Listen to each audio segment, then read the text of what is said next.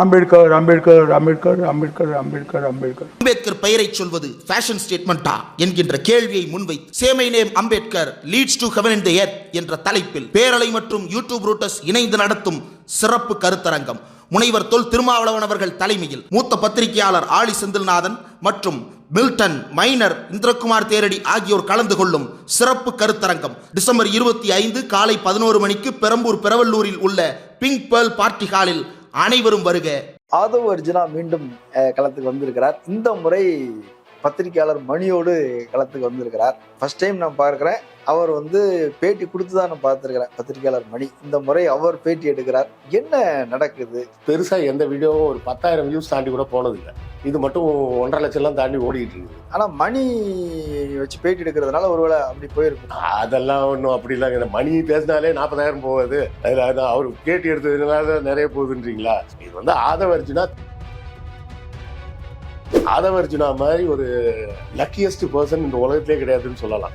அவரே வருத்தத்துல இருக்கிறாரு, கட்சியை விட்டு நீக்கிட்டாங்கிற சோகத்துல இருக்கிறாரு. 25 வயசு வரை அவருக்கு ஒன்றும் அவர் யாருக்குமே தெரியாது. ஒரு சாதாரண மிடில் கிளாஸ் ஃபேமிலி. அவர் மிடில் கிளாஸா இல்லை மிடில் கிளாஸ்க்கு கீழேயான்னு கூட தெரியாது. அவர் பேசுறதெல்லாம் பார்த்தா என்னவோ அவர் என்னவோ பெரிய இதுல இருந்து வந்த மாதிரியும் அரசியல்ல எல்லாரும் அவரை ஏமாத்திட்ட மாதிரியும் பேசிட்டு இருக்கிறாரு. அம்பேத்கர் மேடையில உட்கார்ந்துக்கிட்டு ஒரு சனாதனவாதியை நல்லவர்னு நீ சொல்றேன்னா அங்கேயே நீ எந்த லட்சணத்துல அம்பேத்கரை படிச்சிருக்கேன்னு தெரிஞ்சு போச்சு இல்ல. யாராவது அம்பேத்கரை படிச்ச ஒருத்தன் சனாதனவாதிகளை நல்லவர்னு சொல்லுவானாங்க. திமுகவை விமர்சிப்பதில் யார் வேணா விமர்சிக்கலாம். இவங்கெல்லாம் விமர்சிக்க கூடாது, அவங்களாம் விமர்சிக்கலாம்னு சொல்றதுக்கு யாருக்கும் எந்த ரைட்ஸும் கிடையாது. ஆனா மணி செய்வது இங்க இவர் என்ன பண்றாரு? ஆதவ் அர்ஜுனாவோ அம்பேத்கரியம் பேசுறேன் அப்படின்னு சொல்லிட்டு மனராட்சின்னு பேசிட்டு இருக்கிறாரு. அரண்சை நண்பர்களுக்கு வணக்கம். அரண்சை ஊடகம் சுயேட்சையாக இயங்குவதற்காகவே உருவாக்கப்பட்டது. நாம் செய்கிற வேலை உண்மையிலேயே மக்களுக்காக செய்கிறோம் என்பதை நீங்கள் நம்பினால், வாய்ப்பு இருந்தால் இந்த ரேசர் பே QR கோடுக்குள்ளே நீங்கள் அதை ஸ்கேன் பண்ணி எங்களுக்கு உங்களால் இயன்றதை விருப்பம் இருந்தால் ஆதரவு தெரிவிக்கலாம். அரண்சை நேயர்களுக்கு வணக்கம். நான் மதன் நெறிவழகன். இன்றைய நமது சிறப்பு விருந்தினர் ஆய்வாளர் கிருஷ்ணவேல் அவர்கள். நிறைய விஷயங்கள் விவாதிக்க இருக்கிறோம். அவரை வரவேற்கலாம். வணக்கம் தலா. வணக்கம். ஆதவ் அர்ஜுனா மீண்டும் களத்துக்கு வந்திருக்கிறார். இந்த முறை பத்திரிகையாளர் மணியோடு களத்துக்கு வந்திருக்கிறார். ரொம்ப அவரை ப்ரொமோட் பண்றாங்க. ஒரு மணி உட்கார்ந்து ஒரு கேள்வி கேட்கிறார். எனக்கு ஃபர்ஸ்ட் டைம் நான் பார்க்கிறேன். அவர் பேட்டி கொடுத்துதான் நான் பார்த்துருக்கிறேன். பத்திரிகையாளர் மணி இந்த முறை அவர் பேட்டி எடுக்கிறார். என்ன நடக்குது? எனக்கு என்னவோ இந்த பேட்டியே ஒரு வகையான பெய்டு ப்ரொமோஷனாக இருக்கும்னு நினைக்கிறேன். ஏன் அப்படி தோணுது? ஏன்னா பிஹைண்ட் வுட்ஸ்ல சமீப காலமா பார்த்தா பெருசா எந்த வீடியோவும் ஒரு 10,000 வியூஸ் தாண்டி கூட போனதில்லை. இது மட்டும் 1.5 லட்சம் தாண்டி ஓடிட்டு இருக்குது. யூடியூப்ல ஆக்சுவலா பாத்தீங்கன்னா ப்ரொமோஷன் ஒரு செக்ஷனே இருக்கு. யூடியூப் ஸ்டூடியோன்னு சொல்லுவாங்க. நீங்க பாக்குற பொதுமக்கள் பாக்குற இடம் வேற, நம்மள மாதிரி யூடியூப் வச்சு நடத்துறோம்ல நாம வச்சிருக்கிற இடம் வேற. அதில் கண்டென்ட்னு ஒரு ஏரியா இருக்கும். அங்கே உள்ள கிளிக் பண்ணிங்கன்னா வரிசையாக நிறைய ஹெட்டிங்ஸ் இருக்கும். அதில் ப்ரொமோஷன்னே ஒரு ஹெட்டிங் இருக்கும். அதில் நீங்கள் போய் ஒரு குறிப்பிட்ட வீடியோவை எடுத்து செலக்ட் பண்ணி இந்த வீடியோவை இந்தந்த பகுதிகளில் நாடுகளில் இந்த மொழி பேசுகிறவங்க அப்படின்ற வர இந்த வயதை சார்ந்தவர்களுக்கு வர நீங்கள் டார்கெட் பண்ணலாம். 25லேருந்து 40 வயசுக்கு உள்ள மட்டும் இருக்கிறவங்களுக்கு மட்டும் காமி அப்படின்ற அளவுக்கு கூட அதை டார்கெட் பண்ணி ஒரு குறிப்பிட்ட அமௌண்ட்டை கட்டினீங்கன்னா அந்த அமௌண்ட்டுக்கு எத்தனை நாளைக்கு நீங்கள் சொல்கிறீங்களோ அத்தனை நாளைக்கு அது காமிச்சிக்கிட்டே இருக்கும். சரி, ஓகே. எனக்கு அது ஒரு பெய்டு ப்ரொமோஷன். டெக்னிக்கலா அப்படி சொல்றீங்க. இன்னொன்னு வர ஆனா மணி வச்சு பேட்டி எடுக்கிறதுனால ஒருவேளை அப்படி போயிருக்கும். அதெல்லாம் ஒன்றும் அப்படி இல்லைங்க. மணி பேசினாலே 40,000 போகுது.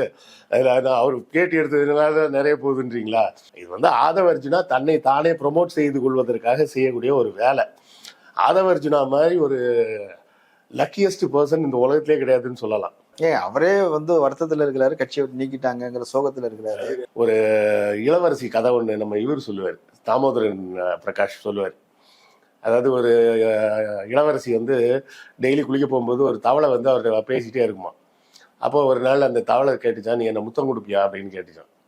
முத்தம் கொடுத்த உடனே என்ன ஆயிடுச்சு, அந்த தவளை ஒரு இளவரசனா மாறிடுச்சு. அதுபோல ஒரு இளவரசியின் அதிர்ஷ்ட முத்தத்தால் தவளையாக இருந்து இளவரசனாக மாறியவர் தான் இந்த ஆதவ் அர்ஜுனா. 25 வயசு வரை அவருக்கு அவர் யாருக்குமே தெரியாது. ஒரு சாதாரண மிடில் கிளாஸ் ஃபேமிலி. அவர் மிடில் கிளாஸா இல்லை மிடில் கிளாஸ்க்கும் கீழேயான்னு கூட தெரியாது. அவரே தன்னை குறித்து சொல்லும்போது என்ன சொல்றாரு, நான் தமிழ் மீடியத்தில் தான் படித்தேன்.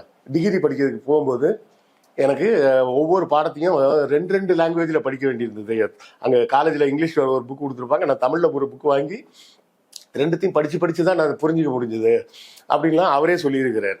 அவர் பேசுறதெல்லாம் பார்த்தா என்னவோ அவர் வந்து என்னவோ பெரிய இதுல இருந்து வந்த மாதிரியும் அரசியல்ல எல்லாரும் அவரை ஏமாத்திட்ட மாதிரியும் பேசிட்டு இருக்கிறாரு. இல்லைங்க, ஒரு சின்ன வயசுல எனக்கு 15 வயசுல இருக்கும்போதே இந்த சமூகத்தை மாத்தணும்னு நான் சிந்திச்சேன். அம்பேத்கர் ஏன் வந்து இப்படி சிந்திச்சாரு அப்படின்னு அம்பேத்கர் நூல்கள்லாம் படிச்சு நான் புரிஞ்சுக்கிட்டேன்.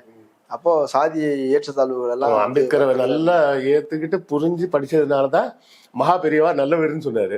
இருக்கலையே எல்லா சாமியாரும் நல்ல சாமியாரு. திராவிடத்துல நல்ல திராவிடம், போலி திராவிடம் இருப்பது போல சாமியார்ல நல்ல சாமியார், போலி சாமியார்னு இருக்கிறாங்க. சந்திரசேகரன் தான் நல்ல சாமியார்னு இவர் எப்படி கண்டுபிடிச்சாரா? அதை சொல்லணும்ல. அம்பேத்கர் மேடையில உட்கார்ந்துக்கிட்டு ஒரு சனாதனவாதியை நல்லவர்னு நீ சொல்றேன்னா அங்கேயே நீ எந்த லட்சணத்துல அம்பேத்கரை படிச்சிருக்கேன்னு தெரிஞ்சு போச்சு இல்ல. யாராவது அம்பேத்கரை படிச்ச ஒருத்தன் வந்து சனாதனவாதிகளை நல்லவர்னு சொல்லுவானாங்க?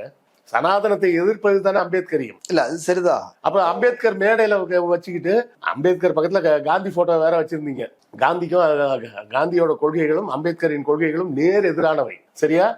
அவர் ஊரை ஏமாத்துறதுக்காக எளிமைன்னு வேஷம் போட்டாரு.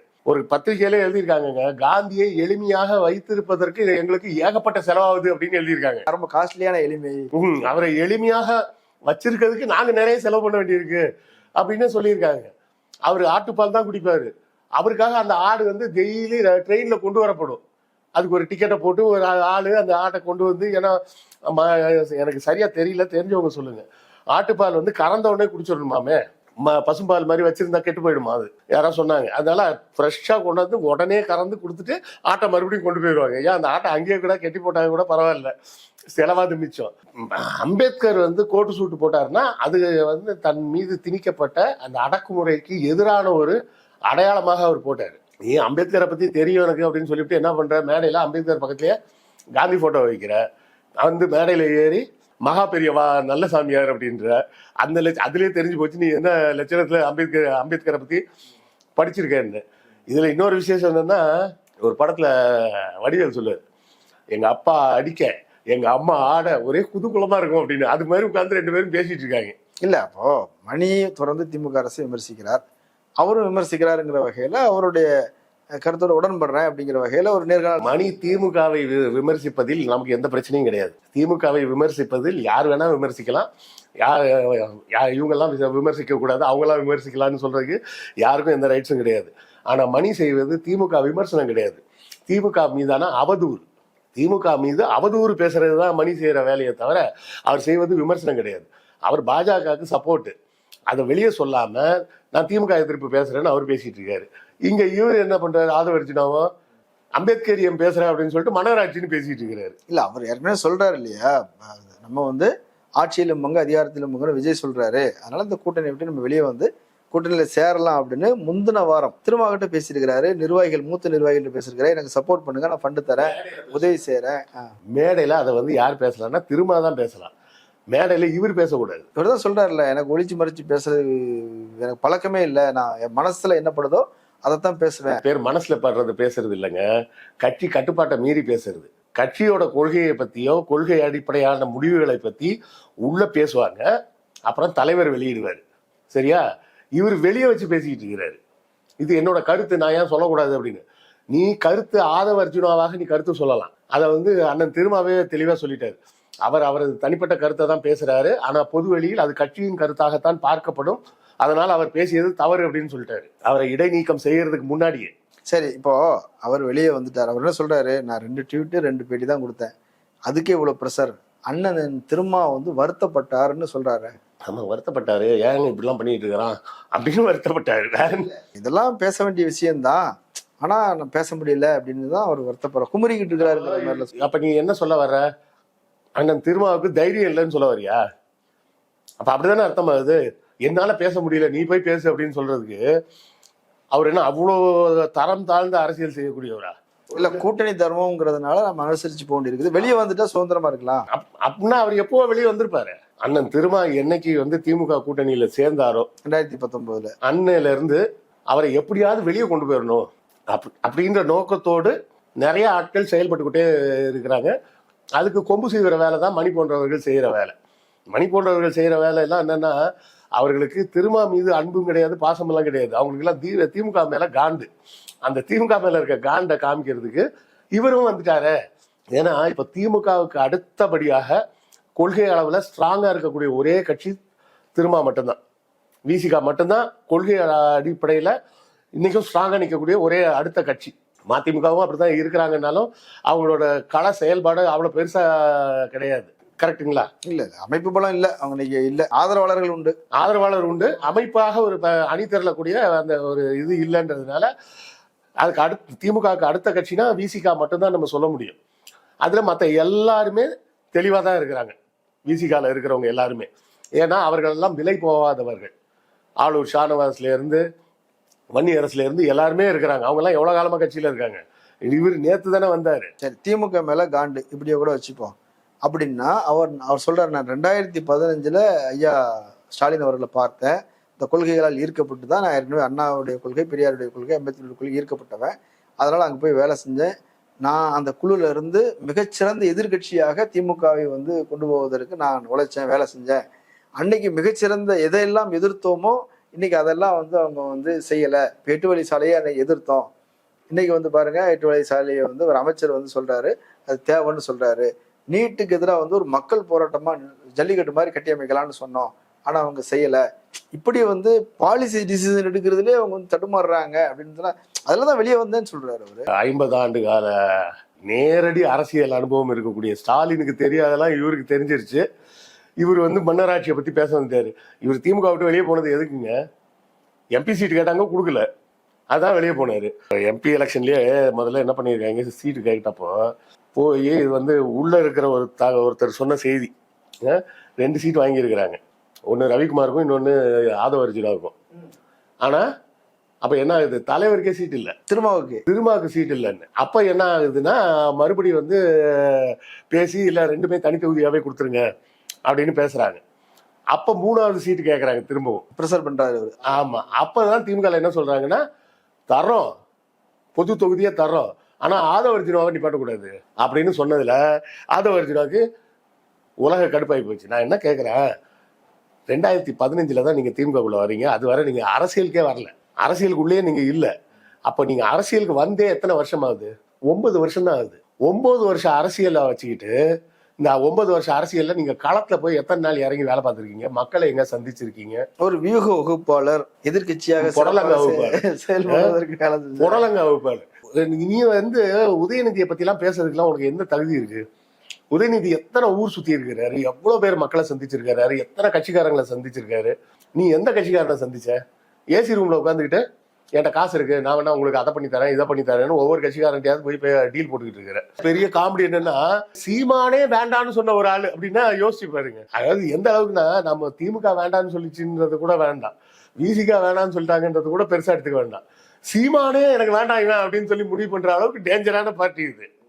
அதாவது நீங்க அரசியலுக்கு வருவது எனக்கு அதிகாரம் வேணும். சீமான்ட்ட சொல்லியிருக்கிற அப்படி எப்படின்னா, உங்களுக்கு ஒரு பெரிய தலைமை அலுவலகம் பெருசா ஒன்று கட்டித்தர, ஒவ்வொரு மாவட்டத்துக்கும் தனித்தனியா அலுவலகம். அதுலதான் அண்ணன் டென்ஷன் ஆயிருப்பாரு. மாவட்டத்துக்கு மாவட்டம் ஆபீஸ்லாம் போட்டா கட்சி வளர்ந்துருப்பேடா, இவரை நம்ப கூடாது. இல்ல, அவர் நம்பி இருக்கிறாரு. ஆனா கடைசியில விஜய் நிகழ்ச்சிக்கு கூப்பிடுறேன்னு சொல்லிட்டு கூப்பிடாம கழட்டி விட்டாருங்கிறது தான் அவருக்கு வருத்தம். அது வருத்தம் தான், வருத்தம் மட்டும் இல்ல.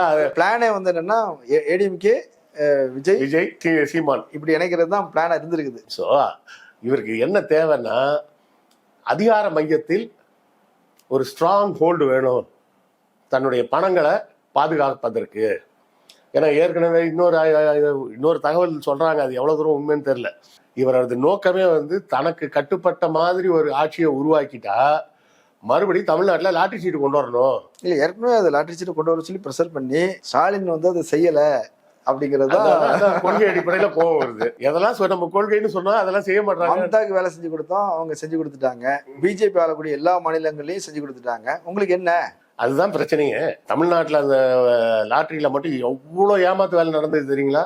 அதுலயும் குறிப்பா சுரண்டல் லாட்டரியில. சுரண்டல் தான் பெரிய கொள்ளை.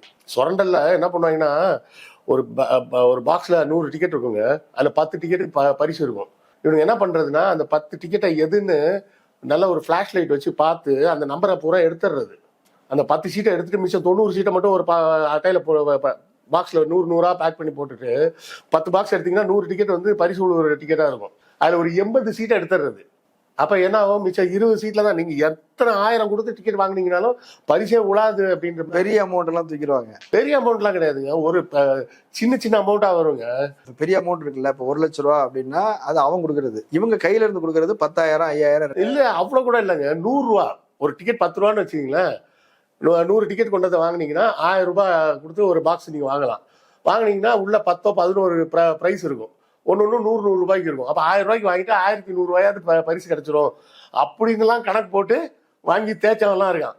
லாட்ரின்றது நீங்க ஒரு 2 டிக்கெட் வாங்கினீங்க இல்ல 3 டிக்கெட் வாங்கினீங்க, அதுல ஒரு டிக்கெட்ல 100 ரூபாய் பரிசு விழுந்துருச்சுன்னா அது லக்கு.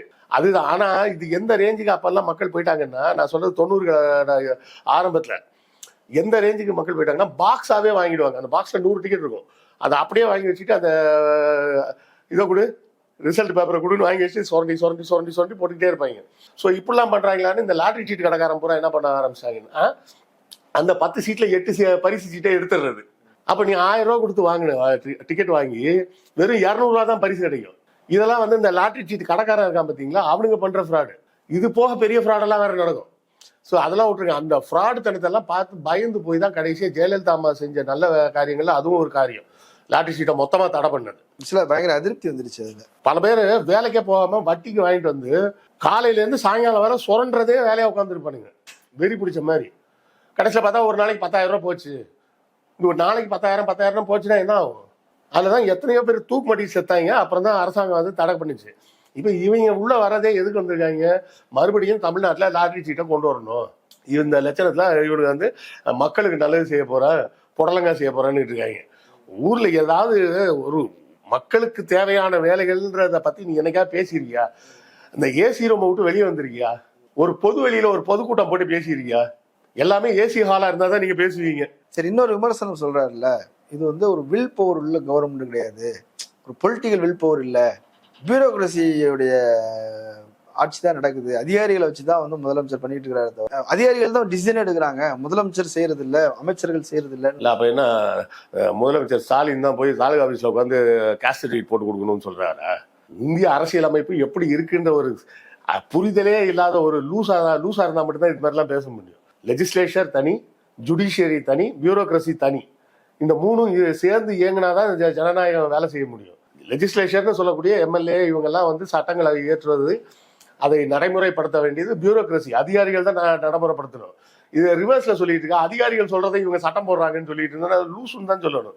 அதிகாரிகள் சொல்லி தான் வந்து மாசம் 1000 ரூபாய் பெண்களுக்கு உரிமை தொகை கொடுக்கணும்னு அதிகாரிகள் சொன்னாங்களா? இல்ல, அது தேர்தல் வாக்குறுதியில சொன்னது. அப்ப அதிகாரிகள் சொல்லி என்னெல்லாம் செஞ்சாங்களா சொல்லட்டுமே. முட்டாள்தனமா பேசுறது. அதாவது லெஜிஸ்லேச்சர்னு சொல்லக்கூடிய மக்களால் தேர்ந்தெடுக்கப்பட்ட பிரதிநிதிகள்லாம் சேர்ந்து சட்டத்தை இயற்றுவாங்க. அந்த சட்டத்தின்படி அந்த வேலைகளை செய்ய வேண்டியது அந்த அதிகாரிகளோட வேலை. நீ ரிவர்ஸ்ல சொல்லிட்டு இருக்கிற. இது எப்படி இருக்குன்னா, அண்ணன் சீமான் சொன்ன உதாரணம் தான் எனக்கு ஞாபகம் வருது. ஒரு கைவினைஞனால் 1000 பொம்மைகளை செய்ய முடியும், 1000 பொம்மைகள் செய்து சேர்ந்து ஒரு கைவினைஞனை உருவாக்க முடியுமா அப்படின்னு சொன்ன மாதிரி இவங்க போடுற சட்டத்தை நிறைவேற்றுறதுதான் பியூரோக்ராட்டோட வேலை. இவர் என்ன சொல்லியிருக்கா, பியூரோக்ராட் எல்லாம் சேர்ந்துதான் இவங்களை சட்டம் ஏற்ற வைக்கிறாங்க அப்படின்னு முட்டாள்தனமா உளறி வச்சிருக்கிறாரு. அரசியல் மட்டும் இல்லைங்க, மொத்தத்துல இந்த அரசு அமைப்பு எப்படி வேலை செய்யுதுன்றதே புரியாத அளவுக்கு பெரிய படிப்பாளியா இருக்கிறாரு. என்ன பண்றதுன்னு தெரியல. Political science. ஆமா, பொலிட்டிக்கல் சயின்ஸ் படிச்சிருக்கிறாரு. மேபி தொடக்கூடாத இடத்தை தொட்டு விட்டார் ஆதவ் அப்படின்னு ஒரு சொல்றாரு. மணி கேள்வி கேட்கும் போது தொடக்கூடாத இடத்த தொட்டுட்டீங்க அப்படின்னு. அப்படி என்ன தொட்டுட்டாரு, என்ன பாதிப்பு வந்துட போகுது? அது மணியோட அரிப்பு. நம்ம எப்பயாவது டிஎம்கே வந்து இந்த மாதிரி ஒரு முகமாக கட்டமைக்கணும். ஏடிஎம்கேல கூட ஜனநாயகம் இருக்குன்னு சொன்னாலும் சொல்லுவார் இவரு விட்டா. டிஎம்கே மாதிரி ஒரு ஜனநாயகமான கட்சி, விசிகாவை போல ஒரு ஜனநாயகமான கட்சி எங்கேயாவது நீங்க பாத்துருக்கீங்களா? எல்லாரது குரலும் அங்க ஒலிக்குது. யாரோ ஒருத்தர் மொத்தமா டிசிஷன் எடுக்கிறதுக்கு இது என்ன ஜெயலலிதா ஆட்சியா இல்ல எம்ஜிஆர் ஆட்சியா? எம்ஜிஆர் ஆட்சி ஜெயலலிதா ஆட்சியில தான் அப்படி நடக்கும், மோடி ஆட்சியில தான் அப்படி நடக்கும். அவர் வந்து பேசிட்டு போயிடுவார். யாருக்கு கேள்வி கேட்டாலும் பதில் சொல்ல மாட்டார். ஒவ்வொரு கேள்விகளுக்கும் சட்டமன்றத்திலும் பதில் சொல்லப்படுகிறது, பொதுவெளியிலும் பதில் சொல்லப்படுகிறது. சொல்றது தொடக்கூடாத இடத்த டச் பண்ணிட்டீங்க, அது வந்து அர்த்தமே வேற மாதிரி வருது. இல்ல, அவர் என்ன சொல்றாரு, உதயநிதியை விமர்சனம் பண்ணிட்டீங்க, டேஞ்சரான இடம், அதனால உங்களுக்கு வந்து ஆபத்து இருக்கலாம், பிரச்சனை இருக்கலாம், அந்த மாதிரி சொல்றாரு. அதுங்க உதயநிதி வந்து இவரை மாதிரி மாமனார் காசுல வந்து பணக்காரரானவர் இல்லை. அவரு சொந்தமா ஒரு கம்பெனி ஆரம்பிச்சு, ரெட் ஜெயண்ட்னு ஆரம்பிச்சு அதை சக்சஸ்ஃபுல்லா சினிமாவில் செஞ்சு காமிச்சவர். எப்போ இவங்க ஆட்சியில இல்லாத காலத்துல, புரியுதா, இவங்க ஆட்சியில இருந்தப்ப செஞ்சிருந்தாருன்னு வச்சுங்களேன், ஆட்சி அதிகாரத்தை வச்சுட்டு எல்லாரையும் மிரட்டி எல்லா படத்தையும் அவங்க வாங்கி வச்சுக்கிட்டாங்கன்னு. இவங்க எதிர்கட்சியாக இருக்கக்கூடிய காலத்துல ரெட் ஜெயண்ட்னு ஒரு கம்பெனியை உருவாக்கி அந்த கம்பெனியை கொஞ்சம் கொஞ்சமா டெவலப் பண்ணி எல்லா ப்ரொடியூசரும் நம்ம படத்தை ரெட் ஜெயண்ட் ரிலீஸ் பண்ண மாட்டாங்களான்னு கியூல நிக்கிற அளவுக்கு அந்த கம்பெனியை சக்சஸ்ஃபுல்லா பண்ணி கொண்டு வந்திருக்கிறாரு. திரைப்படத்துறையிலையும் தானும் நடிச்சிருக்கிறாரு. பெரிய ஹிட்டான ஹீரோன்லாம் நம்ம சொல்ல வரல. ஓரளவு ஒரு ஹீரோ அப்படின்னு பேர் வாங்குற அளவுக்கு நல்ல இடத்துக்கு தான் வந்தார். அதன் பிறகும் கட்சியில வந்து உடனே எல்லாம் அவருக்கு சீட்லாம் கொடுத்துடல. அதுக்கப்புறமும் வெயிட் பண்ணி தான் கடைசியா கொடுத்து பார்த்தாங்க. சீட்ல ஜெயிச்சு காமிச்சாரு. ஜெயிச்சு காமிச்சதுக்கு அப்புறம் மந்திரி ஆனாரு. மந்திரியில இருந்து துணை முதல்வர் ஆயிருக்கிறாருன்னா எல்லாமே அவரோட உழைப்புல நடந்த விஷயம் தான். மற்ற எம்எல்ஏ எல்லாம் அவங்கவுங்க தொகுதியில மட்டும் பிரச்சாரம் பண்ணாங்க. இவர் ஸ்டாலினோட பையன்றதுனால இவருக்கு என்ன ஒரு எக்ஸ்ட்ரா தலைவலினா, இவர் எல்லா தொகுதியிலையும் பிரச்சாரம் பண்ணணும். மற்ற எம்எல்ஏ எல்லாம் அவங்க தொகுதியில மட்டும் பிரச்சாரம் பண்ணா போதுங்க. இது பார்த்தப்ப செங்கலை தூக்கிட்டு இப்போ அதாவது ஒரு பெரிய ட்ரெண்ட் ஆயிடுச்சு. எய்ம்ஸ் மருத்துவமனை தூக்கிட்டு வந்திருக்கிற அப்படின்னு சொல்லி ஒத்த செங்கலை அவரே சொல்லுவாரு, நான் எடுக்காம கூட 2-3 ஊருக்கு போனேங்க, ஏன் செங்கல் கொண்டு வரலையான்னு எல்லாரும் கேட்க ஆரம்பிச்சிட்டாங்க. அதுக்கப்புறம் தான் நான் எடுத்துட்டு போக ஆரம்பிச்சேன் அப்படின்னு. அப்போ அதுக்கான ஒரு உழைப்பு, அந்த உழைப்பு அவர் செஞ்சு மேல வந்திருக்கிறார். இதுல வந்து தொடக்கூடாத இடத்துல டச் பண்ணிட்டு, எல்லாரும் பார்க்காத இடத்துல, யாரும் பார்க்க கூடாத இடத்துல டச் பண்ணிட்டேன்னு இவரு மனித வழக்கம் போல தன்னுடைய அந்த விரக்தி ஆற்றாமையின் காரணமா நம்மளும் உட்கார்ந்து 5 வருஷமா பேசி பார்த்துட்டோம், ஒன்னும் நடக்க மாட்டேங்குது அப்படின்ட்டு அந்த விரக்தி தான் வெளிப்படுது. கட்சியில இருந்து வெளியே வந்துட்டார். இப்ப அடுத்தது எங்கன்னு கேக்குறாங்க. எங்கன்னு அது முடிவு அடுத்தடுத்து பார்க்கும்போது தான் தெரியும். விஜய் கட்சிக்கு போறாரா அல்லது வந்து விஜய் கட்சியில இப்போ புஷியானந்த் சொல்றாருங்க, வேலை செய்யாதவங்களுக்கு பதவி கிடையாதுன்னு பேசுறாங்க. அது கட்சிக்காரங்களுக்கு சொல்றாங்களா அல்லது ஆதவுக்கு சொல்றாங்களான்னு தெரியல. சீமானே வேணான்னு சொன்ன ஆதவ், சீமான் வேற அப்படி சொல்லிட்டு அப்படி. எடப்பாடி மட்டும்தான் அமைதியா இருக்கிறார். ஏடிஎம்கேக்கு போறதுக்கு வாய்ப்பு இருக்குதுன்னு சொல்றாங்க. பிஜேபிக்கு போறதுக்கு வாய்ப்பு இருக்குது, அங்க போனா நல்ல பொசிஷன் வந்து கொடுக்கறதுக்கு தயாரா இருக்கிறாங்கன்னு அப்படி ஒரு பேச்சு இருக்குது. என்ன நடக்கும்னு நினைக்கிறீங்க? கண்டிப்பா எங்க போறாரோ இல்லையோ, பிஜேபியிலயோ இல்ல ஏடிஎம்கேலயோ உள்ள விட மாட்டாங்க. ஏன்னா பிஜேபியில அண்ணாமலை வேற யாரையும் உள்ள சேர்த்துக்க மாட்டாரு. இருக்கிற ஆளுங்களே அவர் வெளியே துரத்துறதுக்கு உண்டான வேலையை தான் பண்ணிட்டு இருக்கு. திரும்பவே ஆட்டி பாக்குறான் நம்மள விடுவானா அப்படின்னு. பிஜேபி எல்லாம் உள்ள அண்ணாமலை கண்டிப்பா சேர்த்துக்க மாட்டாரு. உங்களுடைய பணபலத்தை காமிச்சுலாம் ஏடிஎம்கேல போய் சேர முடியாது. அவங்களுக்கு ஏற்கனவே பெரிய பணம் இருக்கு அவங்கள்ட்ட. உங்க தாத்தாக்கு எல்லாம் சேர்த்து அவங்க பணம் வச்சிருக்காங்க. கூட்டணி கட்சிகளை வாங்குற அளவுக்கு பணம் இருக்கு. ஆமா, அப்படி இருக்கும்போது அவங்க எல்லாம் உள்ள சேர்த்து அவங்க வந்து பணம் அப்படின்ற ஒரு காரணத்துக்காக இவரை சேர்த்தா எதுக்காக சேர்க்கணும்? சில பல கோடிகளை செலவு பண்ணுவாரு, சில பல கோடி இல்ல, சில பல 100 கோடிகளை செலவு பண்ணுவாரு அப்படின்றதுக்காக வேணா சேர்க்கலாம். அந்த தேவை பாஜகவுக்கும் கிடையாது, ஏடிஎம்கேவுக்கும் கிடையாது. விஜய் புஷியானந்தே உள்ள விட மாட்டாரு. ஏன்னா அந்த இவர் உள்ள வந்தா புஷியானந்துக்கு தான் வேலை போச்சு. ஸோ அங்கேயும் போக முடியாது. சீமானே வேணான்னு சொல்லிட்டாரு. அப்ப இதுக்கு மேல ஆதவ அர்ஜுனாவுக்கு எங்க இடம் இருக்குன்னு தெரியல. மேபி திமுகவுக்கே திரும்ப வந்தாலும் வரலாம். சரி, பொறுத்திருந்து பார்ப்போம். கலந்து கொண்டு கருத்துக்களை பகிர்ந்தமைக்கு நன்றி. நேரில் மற்றொரு விருந்தினரோடு மீண்டும் சந்திக்கலாம். நன்றி.